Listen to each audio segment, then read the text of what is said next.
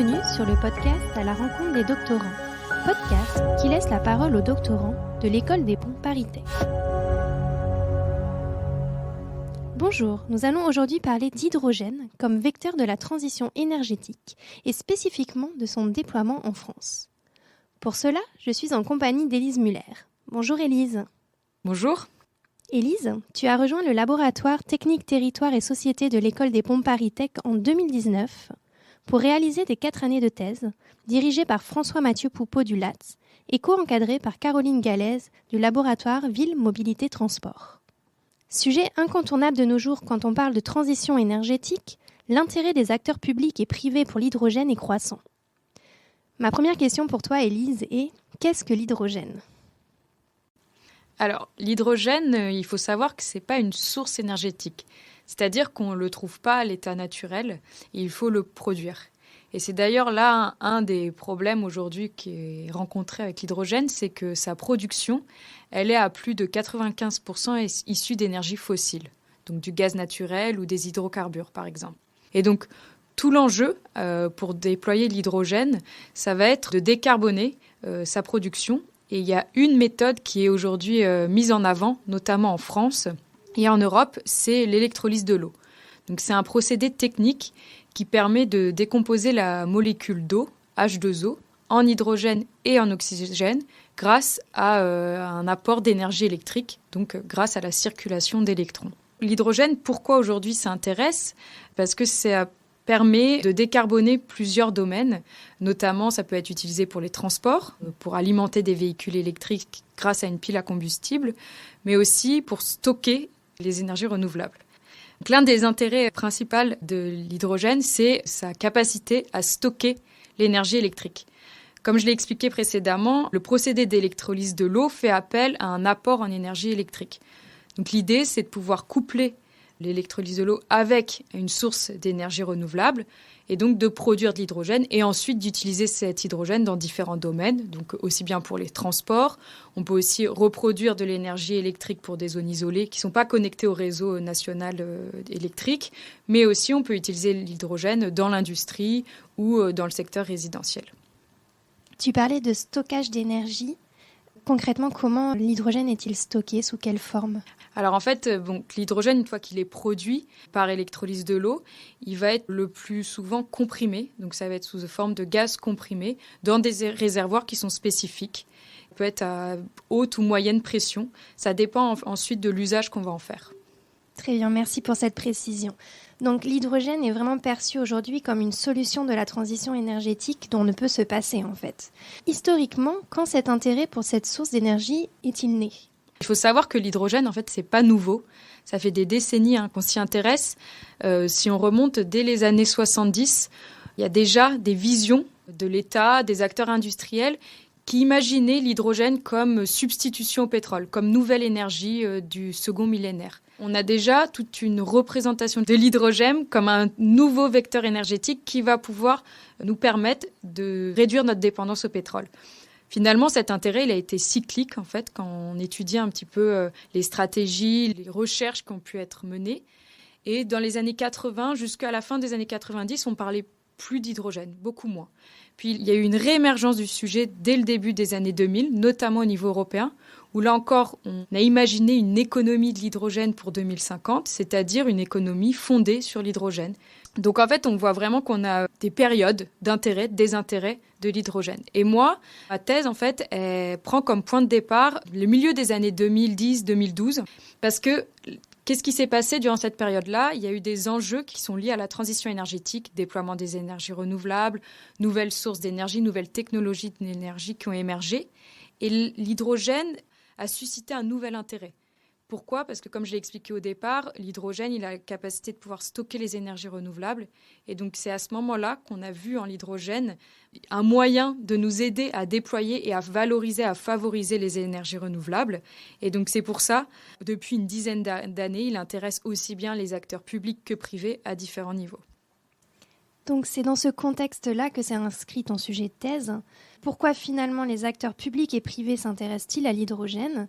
Et comment se traduit leur engagement au niveau national et dans les territoires ? Il Il faut savoir qu'on a un foisonnement d'initiatives territoriales qui a vu le jour depuis les années 2012-2015. Et en parallèle, au niveau national, en France, l'État a publié plusieurs plans d'action pour l'hydrogène. En 2018, le ministre Nicolas Hulot a publié un premier plan d'action de déploiement de l'hydrogène en France. Et en 2020, le ministre de l'économie et la ministre de la transition écologique en ont publié une nouvelle version. On a vraiment cet engouement qui est présent aussi du côté des acteurs privés, puisqu'en fait, ils s'associent avec les acteurs publics, les collectivités territoriales pour mettre en œuvre des projets. Et ils investissent aussi, grâce au soutien de l'État, dans des solutions hydrogènes. Et donc moi, le sujet de ma thèse, ça a été de comprendre cet intérêt, comment il se traduit finalement. En fait, on dit que l'hydrogène est une solution de la transition énergétique. Mais qu'est-ce que ça veut dire ? Comment on va se l'approprier ? Quelles vont être les visions qui vont être associées à son déploiement ? Et c'est là tout l'objet de la thèse, c'est de comprendre toutes ces représentations qui existent sur l'hydrogène et de voir comment elles prennent forme au niveau des territoires et au niveau national. Quand j'ai commencé la thèse, en fait, avant, j'avais fait un stage avec l'Institut de recherche IFER. Donc, c'est un institut entre EDF, R&D et l'Université de Karlsruhe, avec qui j'ai d'ailleurs un partenariat pour la thèse. Et donc, on était arrivé à la conclusion en juillet 2019 qu'il y avait beaucoup d'initiatives au niveau des territoires et plus particulièrement au niveau des régions qui étaient mises en place pour l'hydrogène. Et donc, c'est pour ça que le point de départ de la thèse, ça a été de se focaliser sur l'action régionale et sur certains projets qui pouvaient être mis en œuvre sur l'hydrogène. Et dans ce cadre-là, j'ai choisi d'étudier un projet, le projet Zero Emission Valley, qui est un projet en Auvergne-Rhône-Alpes qui visait initialement à déployer 20 stations de recharge hydrogène, dont 14 étaient pourvues d'électrolyseurs, donc ça veut dire avec une unité de production sur site d'hydrogène, et le déploiement en même temps de 1000 véhicules, tout ça réparti sur plusieurs villes de la région Auvergne-Rhône-Alpes. Donc moi, ça a été un de mes gros terrains d'études de la thèse, ça a été de suivre ce projet, son élaboration, toutes les difficultés que ce projet a pu rencontrer, comment les acteurs faisaient face à ces difficultés, comment ils y répondaient. Il y a eu des situations de blocage aussi, par exemple, entre certaines villes et la région, des situations de blocage économique, technique. Comment on fait ? Voilà, c'était un premier exemple pour comprendre concrètement le déploiement de l'hydrogène en France et au niveau d'un territoire. Ensuite, il m'a semblé important de pas seulement me restreindre à l'étude d'une région, mais de comprendre au niveau national ce que l'État mettait en place. Concrètement, comment as-tu fait pour collecter ces données qui ont permis finalement de répondre aux questions que tu te posais ? Alors, la thèse, elle s'appuie principalement sur des entretiens semi-directifs. Donc, c'est-à-dire que j'interroge tout un panel d'acteurs diversifiés, à la fois des acteurs qui sont présents dans les régions, donc le conseil régional, les collectivités territoriales infrarégionales, les acteurs économiques, des associations, mais aussi au niveau national, les différents agents des différents ministères qui sont impliqués sur le sujet, des agences nationales de l'État, des associations et aussi tous les acteurs industriels qui montrent un certain intérêt pour le sujet, donc des énergéticiens, des gaziers, des équipementiers automobiles comme par exemple EDF, Engie, Michelin, Air Liquide, enfin, il y a eu beaucoup d'acteurs qui ont été interrogés, environ 110 entretiens ont été menés au cours de la thèse. Concrètement, j'élabore une grille d'entretien avec les questions que je souhaite poser, les sujets que je souhaite aborder. Donc en général, c'est environ 1 heure un entretien.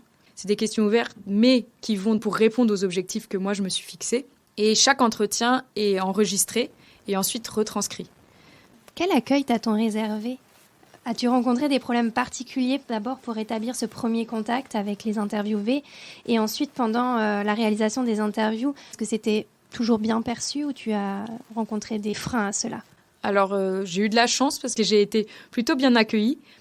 Quand j'ai pris le sujet en main en 2019, le sujet hydrogène, finalement il y avait un tel engouement, une telle envie d'en parler que c'était aussi une opportunité pour eux, que j'analyse leur projet et que plus tard je restitue mes résultats et mon analyse. Oui, c'est vrai que c'est un sujet sur lequel on communique beaucoup et on a intérêt aussi de communiquer à ces propos. Alors une fois ces interviews réalisées, c'est comme tu disais cette centaine d'interviews réalisées, des comptes rendus j'imagine aussi rédigés, qu'est-ce que tu fais ? Quelle est l'étape suivante ? On retranscrit toutes ces interviews. Il faut savoir que 1 heure d'enregistrement, ça prend 3 à 4 heures pour être retranscrite. D'accord. Tu as fait ça toute seule ? La majorité, oui. Pour les derniers entretiens, j'ai fait appel à un service de retranscription pour environ une vingtaine sur une centaine. Donc, c'est quand même beaucoup de travail. C'est très chronophage. Une fois que ces entretiens se retranscrits, je les ai tous mis dans un logiciel qui s'appelle MaxQDA. C'est un logiciel de codage pour l'analyse qualitative. Et donc, en fait, je relis tous ces entretiens une fois ou 2 fois s'il faut. Et ensuite, je code. C'est-à-dire que je vais surligner des petits bouts d'entretien en fonction d'une thématique. Par exemple, je vais m'intéresser au pilotage de la région pour le projet Zero Emission Valley. Et donc, tout ce qui peut avoir trait à cette thématique et que je lis dans les entretiens, je vais le coder d'une certaine couleur. Une fois que que j'ai lu tous mes entretiens, je vais revenir dessus et là, je vais essayer d'affiner mon codage. Parce que finalement, pilotage, région, territoire, ça ne veut rien dire. Donc, ça va être de regarder, est-ce qu'on parle du conseil régional? Comment on en parle?